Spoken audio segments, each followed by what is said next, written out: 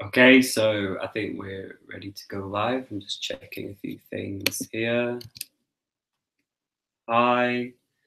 So as you join the stream live, you will be able to see I've put some links on the right-hand side in which you can follow the presentation through. I'm just going to copy those over for you now. So if you can't see already, here is a link to the slides which I'm going to go through. They are the Google Docs slides. If you don't have access to Google Docs, you can click on the next link which I'm about to send through. So just let me do that. You should be able to see this coming up on your chat. So basically the links which I've got in the chat section, they'll be able, you can follow the slides through. This is, of course, creative leadership and community building. So it's going to take just over half an hour to work our way through this particular presentation. A little bit about myself. My name is Robert. I'm an author. I've just finished writing the book, How to Build a Community in Your Business. So this is going to look at how you take the essence of a community. Because remember, when you think of a community, good things always come out of it, right? You know, you have communities of people, communities in the heart of a village or a local group. I mean, when you define what a community is, it's people who have a shared interest in something and a common goal. So now let's put it into the context of a business and make you a creative leader to make you this better person and to drive productivity and innovation. And that's really the main object of what we're going to do today. So I can see there's a few of you now starting to watch. Hello from wherever you are in the world. It's about 7 o'clock here in London right now. So let's move on. Now, if you're following the slides, which are on the side there in the chat group, if you can't follow them, then don't worry, just message me and I'll send them to you afterwards. You can message me on the chat group there as well, say hello, do whatever you want. So let's have a look at creative building, community building and creative leadership. Now, I'm going to go through several different slides with you on this one, and you'll see in the first couple of slides, there's big yellow blobs, and that's going to be highlighting what we're going to look at. So first of all, we're going to be looking at types of leaders and what they are and how you can use that to enhance your creative leadership skills. We're then going to be looking a little bit about the culture of the organization, because very often you're going to want to be a creative leader, but the culture in the business is stopping you from being that creative person.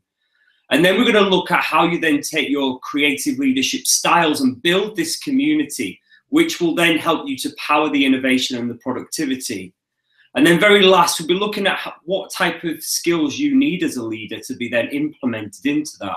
So that's the process and how we're going to work through it. But let's have a look, first of all, at transactional versus transcultural leadership.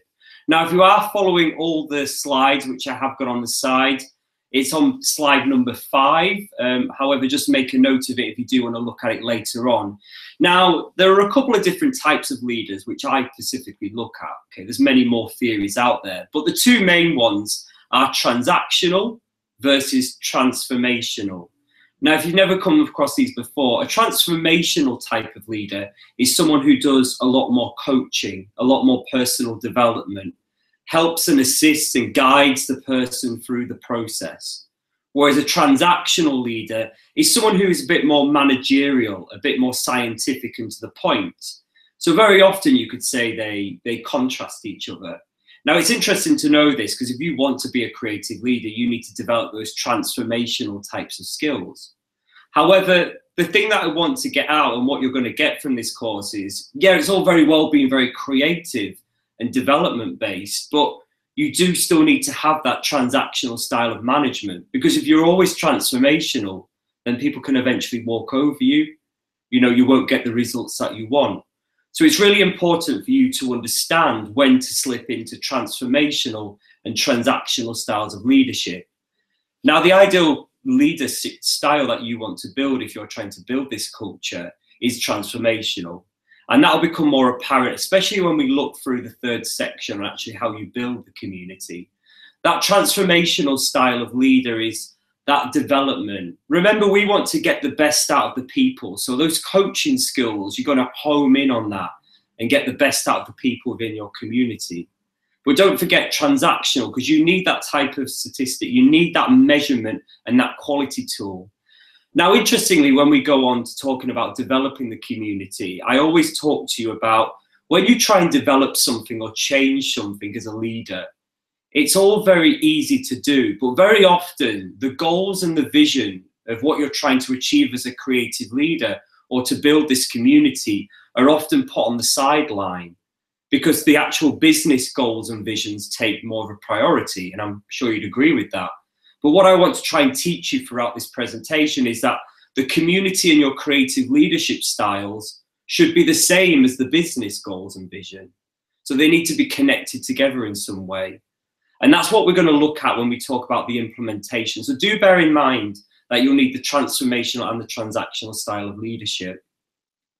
Now, if you are following the slides along the side, slide number 7 talks a little bit more about transcultural leadership. This is one of my favorite leadership models, which I look at on a regular basis. Transcultural leadership. This is where you as a leader understand the benefits that different cultures can bring into your organization.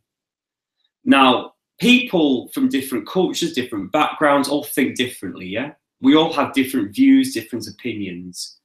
So when you're trying to solve a problem or develop or implement a new service or improve your product, then you always need to look at other people's perspectives and visions.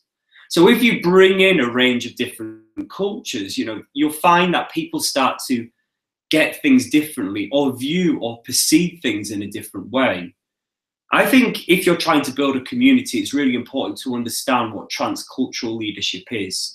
Now, there's 2 different case studies which you can Google online after this, which are actually perfect, which tells you why this is a great style of leadership, especially to be creative.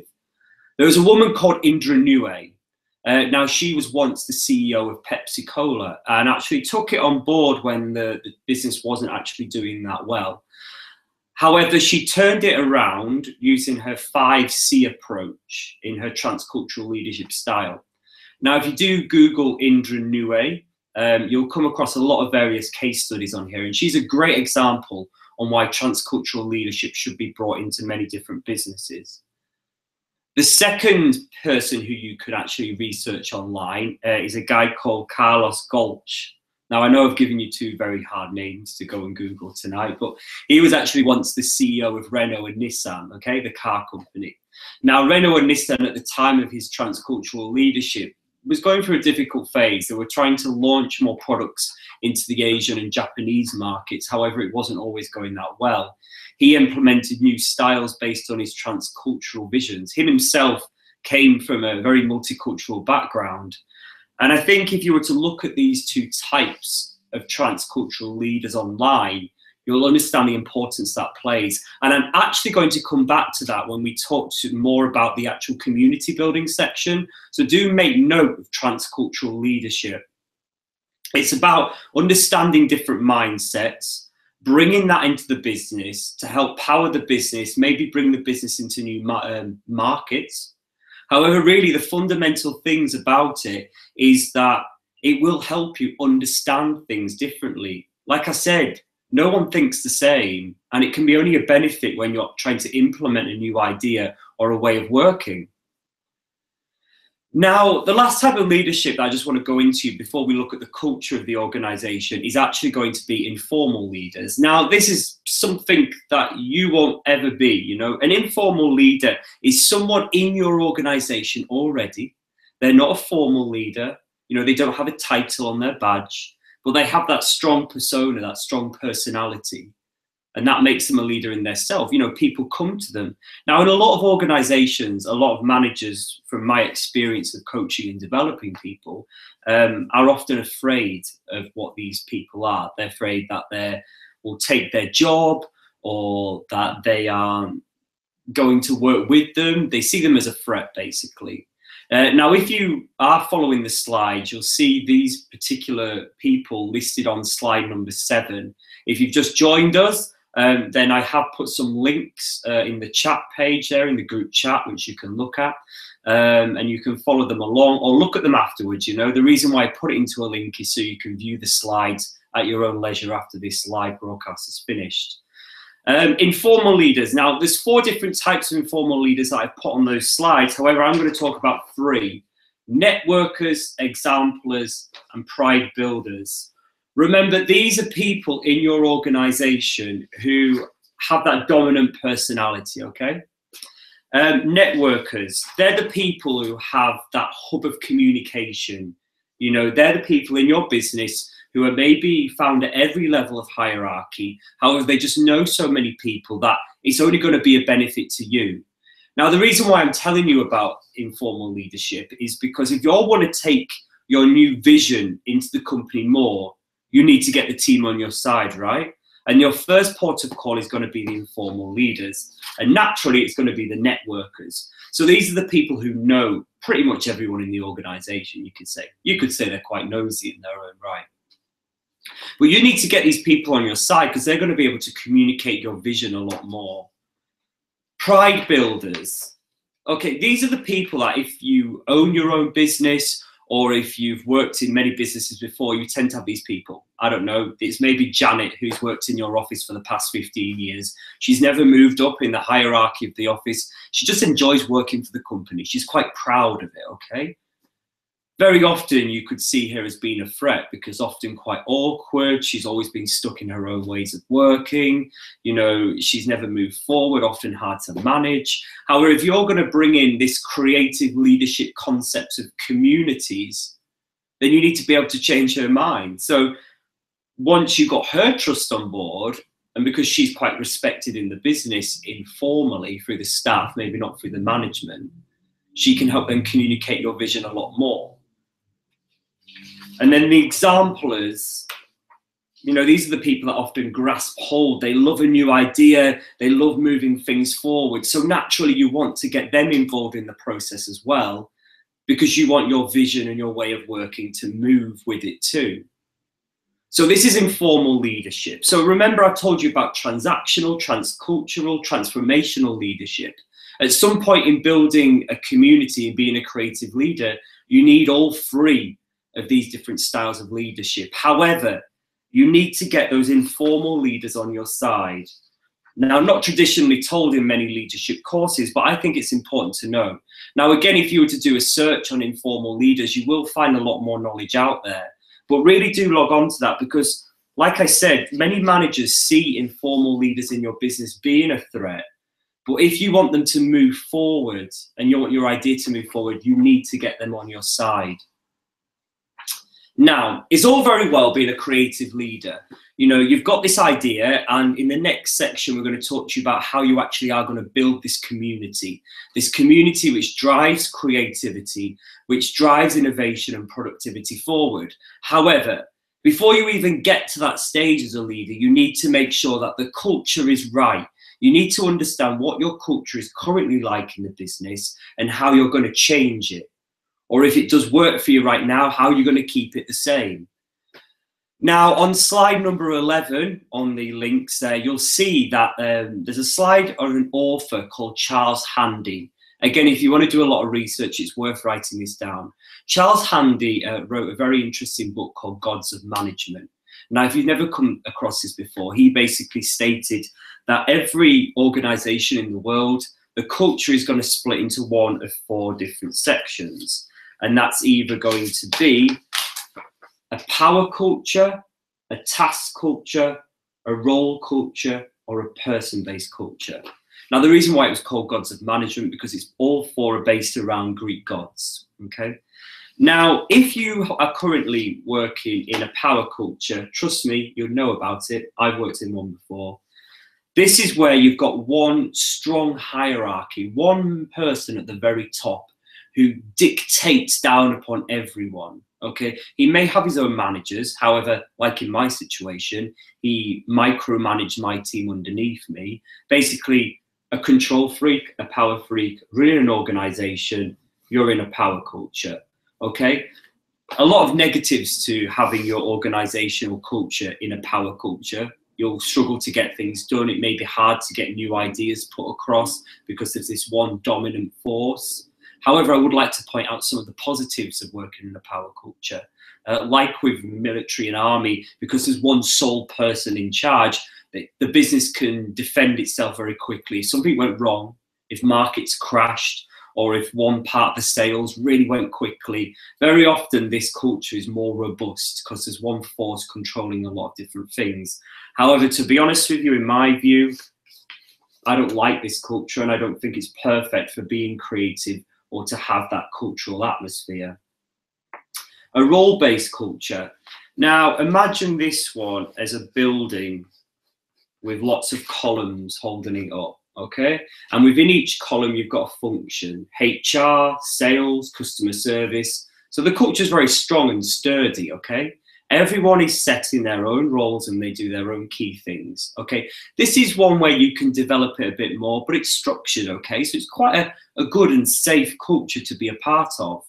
I would say this is quite good for most businesses. However, you might want to make it a bit more creative if you want to bring out this creative new community that you want to develop. And that's where I think the task culture comes in. Now, imagine a fishing net, or as one of my learners said to me this week, Rob, it looks like you're drawing a waffle. Okay, imagine the fishing net, and imagine at each interslice of the fishing net, you've got a different person. So this is me here, Rob. Now on this project, I might work with Barry, but the next day I might work with Sue. You know, so basically it's a project-driven culture. And I think if you want to develop an organizational culture of a community, I think this is the perfect culture to have.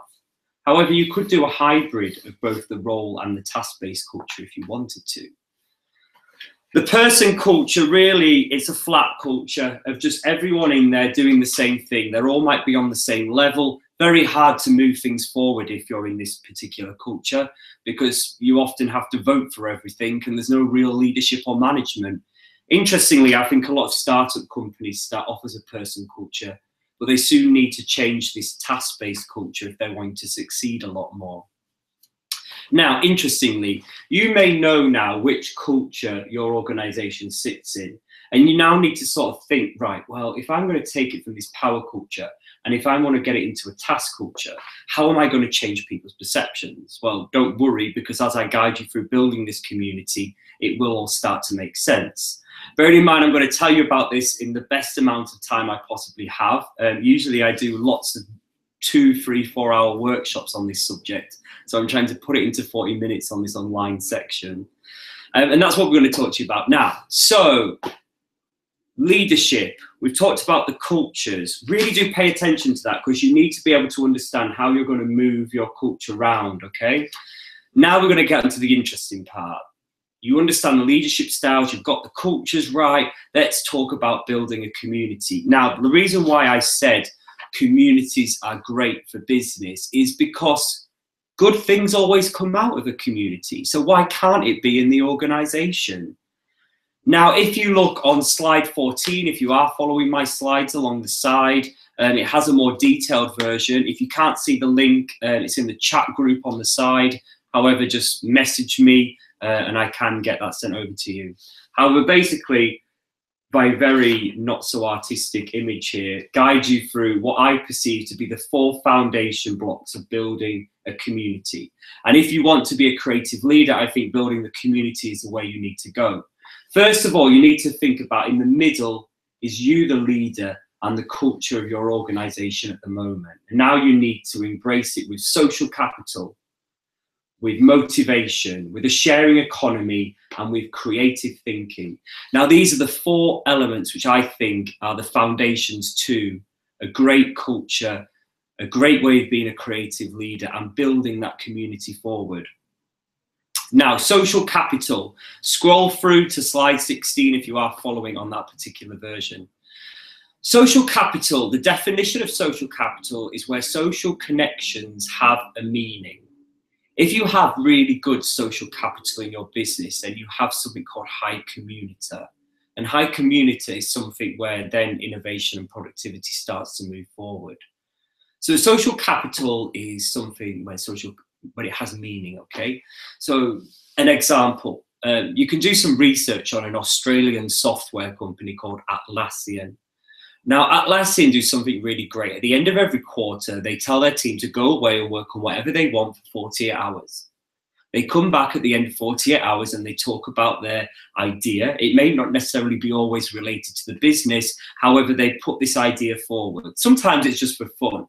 The purpose of the Ship It Day is that they've got all these people working together on these little subgroups, no matter whether you're a director or the janitor, you know, everyone is in it together working. So hierarchy's gone.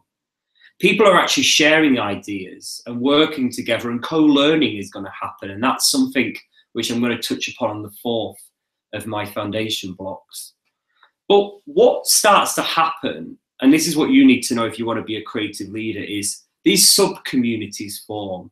People who have shared interests or desires to succeed in different ways.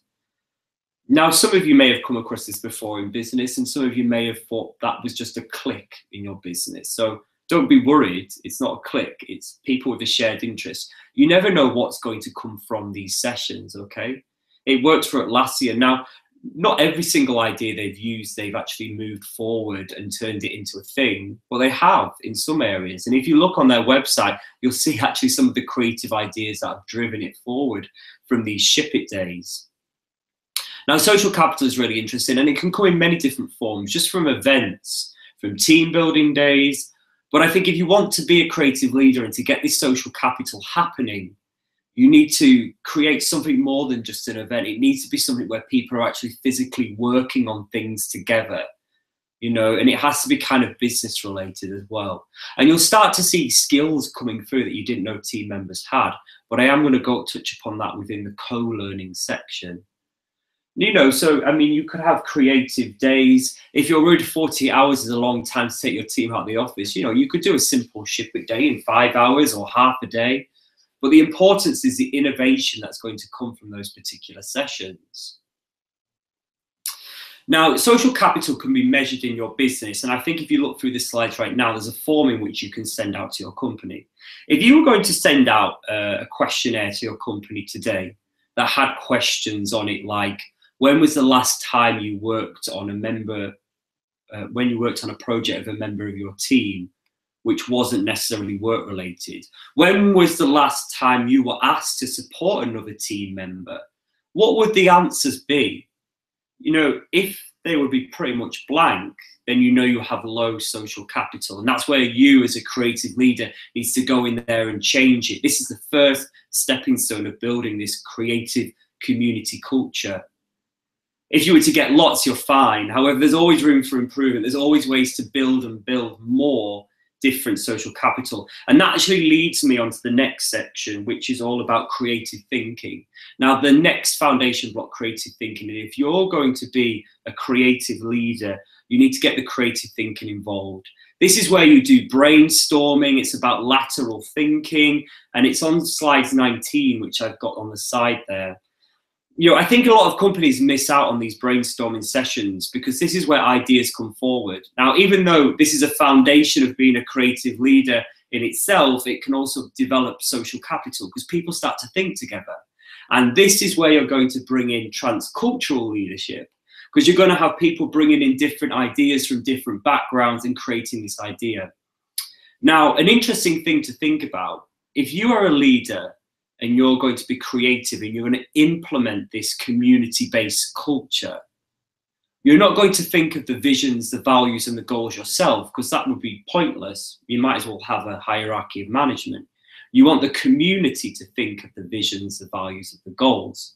So rather than having this change management process, the community in itself becomes the change management process. You know, if you want to change the visions and the goals, then you get the team to do it or the community members to do it within a brainstorming session. And if your team is virtual or remote, then you can get them to do it online too. So creative thinking, really embrace it. You know, you can do it online, technology or one-to-one, and it does form another great part of the community circle. Now, moving on from that, motivation, very important one. Now, within the slides, on slide 23 that you'll see on the link to the side, I once did my own research on motivation with our own marketing team. After I became a manager for holiday companies overseas, I managed a marketing team of about 25 people here in London. I did a test as part of my own research on what motivates them. Basically, we motivated some people with rewards. We rewarded others with like training and development. And then some people in the team just had that intrinsic, that natural motivation. Now, interestingly, in that environment, the reward-based team did amazingly well on the quantity of work. However, the quality was so low. So when you're trying to build a community or be a creative leader, you really need to think about the best motivation, because to be honest with you, rewards don't always work. You've got to think about why are the people in the business and what they're going to get out of it. Personally, if you're going to be this creative leader and if you're going to move forward, the community should be the reward in itself. You know, this great place to work where your ideas are realized and the community goals are with the business goals, so you're bringing it all together very nicely. Now, the fourth and final one, which is my important one, is a sharing economy. A sharing economy, we've heard of it a lot. You know, you hear about Uber and Airbnb, how we share things in this millennial generation. However, if you're going to bring it into your community, you're going to do co-learning. Now, you've probably heard of co-working, co-living, co-learning. This is peer-to-peer learning, okay? And if you're going to embrace things like Atlassian's Ship It days, then you will find some great co-learning things happen. This is when people are going to learn from each other. And if you're going to do this, you'll find that you'll save a hell of a lot of money on your training and development budget. You know, you'll have people in your organization who have natural talents outside of their daily working. You know, here's Paul, he's really great at coding. Or here's Sue, she's really great at languages. You know, you put them together and they learn from each other. Now, cast your mind back to that first foundation block of the community circle, which I told you need to build as a creative leader. That first circle was about social capital. So you could do co-learning will start to naturally happen in that particular section. Because if you think of it like Atlassian Ship It days, people learn from each other, they build something, and after 48 hours, they come back and they bring it into the organization. Co-learning can benefit each other, the motivation, like I said, the social capital, ideas start to form, and that's where you're going to drive that innovation and productivity forward. So going back to my not so great image, but remember that it is on slide 14, this is your community circle. In the middle is you as a leader and your culture. The four foundation blocks of being a creative leader and building this community are going to be based on social capital, motivation, a sharing economy or that co-learning, and creative thinking.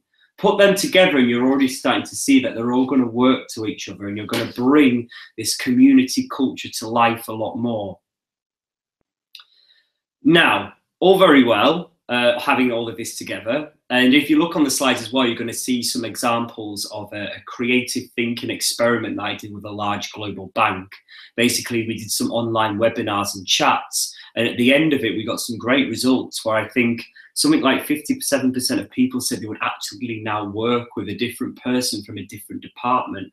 So if you work for, I don't know, let's say a national company, you're all working in different departments, but not working together. And you're thinking, well, how can I work with that person?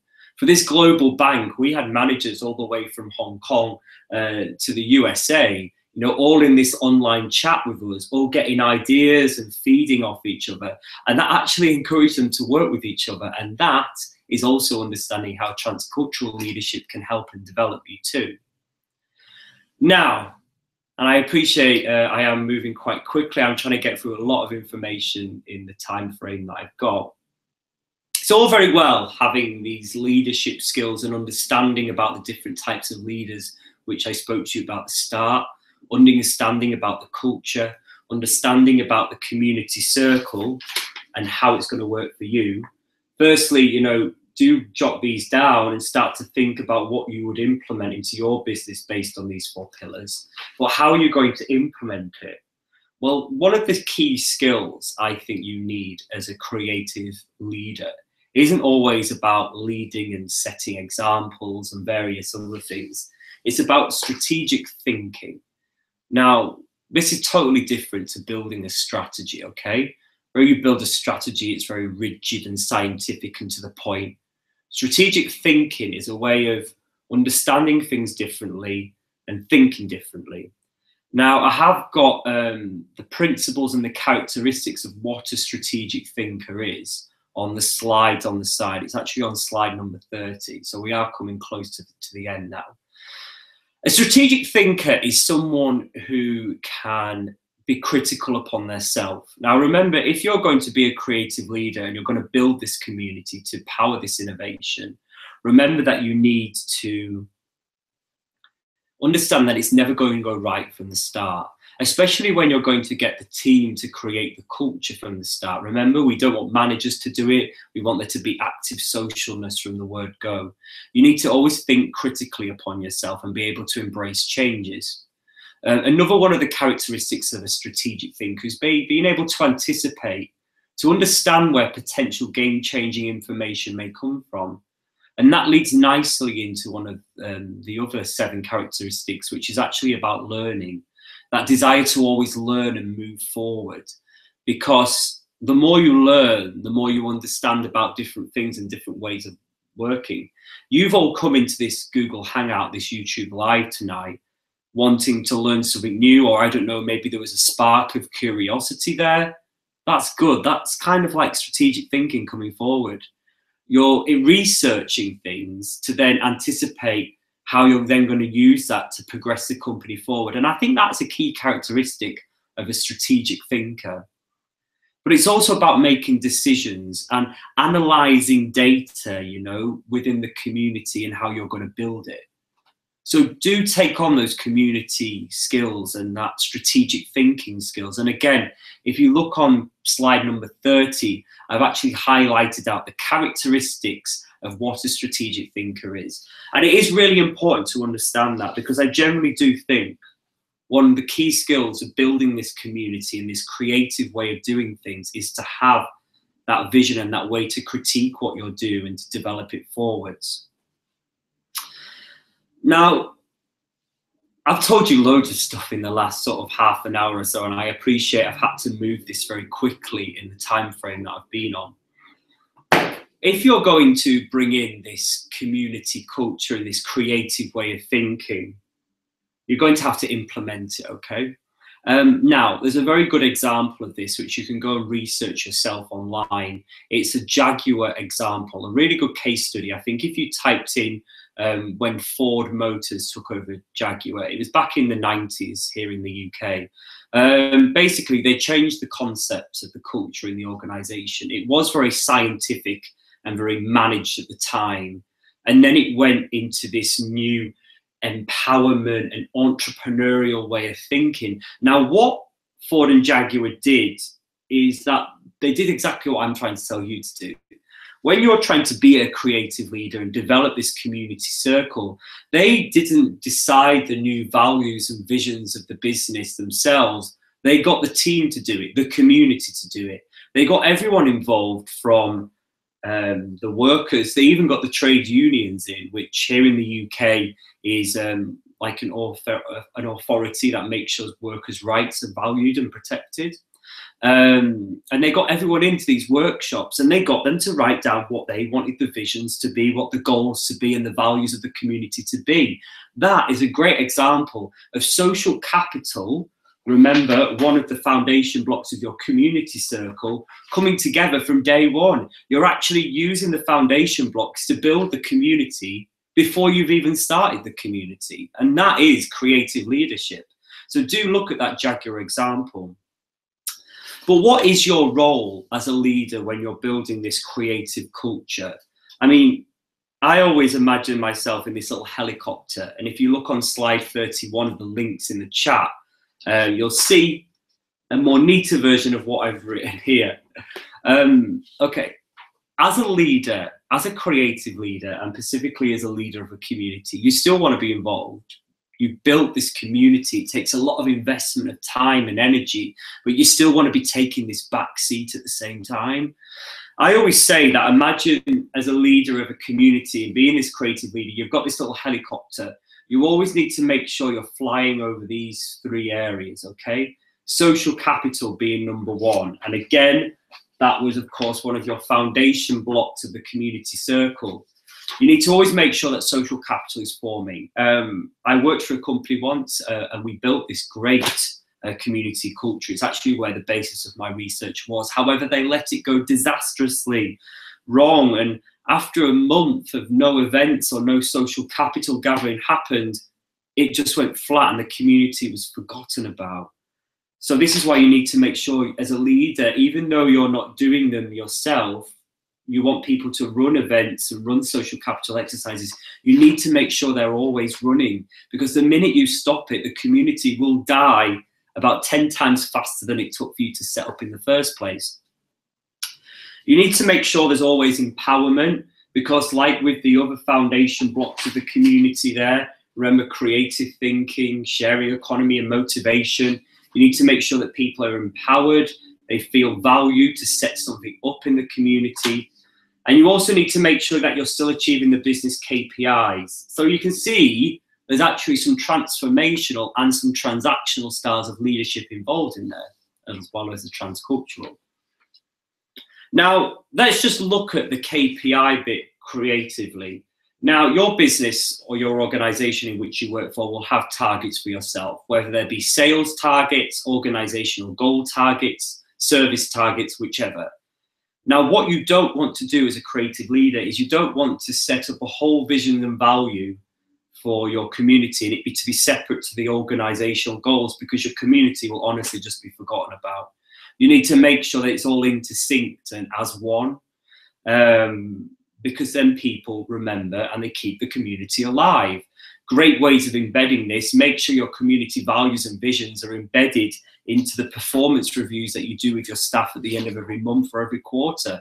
You know, as well as the team proving to you that they've hit their sales target, you can be setting them targets on what they've brought into the community. What have they done to increase social capital? Because that's where you're going to keep the momentum going, which will then power the innovation, the ideas and the productivity a lot later down the line. So keep that energy going. Don't just be one of those companies which puts their new visions and values on a poster and then stick it on the wall, because the amount of companies I've walked into when I've been coaching and developing managers where it just gets walked past every day, no one pays attention to it. So I appreciate that this was a very quick flying course in creative leadership and community building. Now I'm actually putting this online, the full course, on a Udemy online learning portal. So if you are interested in that, drop me a message on YouTube or in the comments below, because this will be recording and upload to my YouTube channel at the very end. You can see on the links on the side here in the chat room, where I'm just putting these dots right now, I did put some links to the slides in which I've gone through. Literally, I've only spoken about, well, I've spoken about everything in creative leadership and community building, but when I designed this course, literally, this is just the tip of the iceberg. There's so much more detail that goes into it. You know, if you go onto my website, robertmitton.com, you can message me off the website and I can send you more information if you wish to. Feel free to connect with me as well on Twitter. It's @BobbyMitton. I think my Twitter handle is all in the comments boxes below. But yeah, thank you for your patience and for taking 40 minutes out of your time. Just really to reiterate, you understand the styles of leader now: transformational, transactional, transcultural. You'll understand how your community or your culture is at the moment through Charles Handy's Gods of Management theories. You know, or you've got an idea about the key foundations of building a community. You know, you need the social capital, you need the creative thinking, you need the motivation and the sharing economy. And I've given you an insight into how you bring those in through Atlassian and how you can develop it through the case study of Jaguar. But then don't forget as well, if you want to make this happen, if you want to be a creative leader and to build these communities, you need to have those strategic thinking skills. I think that's one key thing I need. So don't forget to check out those skills, which is on slide 30 of the links which are at the side. Put all that together and you will literally be a creative leader building this community, driving your business and your organization forward. So thank you very much. It's been a great pleasure to be speaking to you tonight, and I'll speak to you very shortly. Have a good evening or a good morning or a good afternoon wherever you are in the world.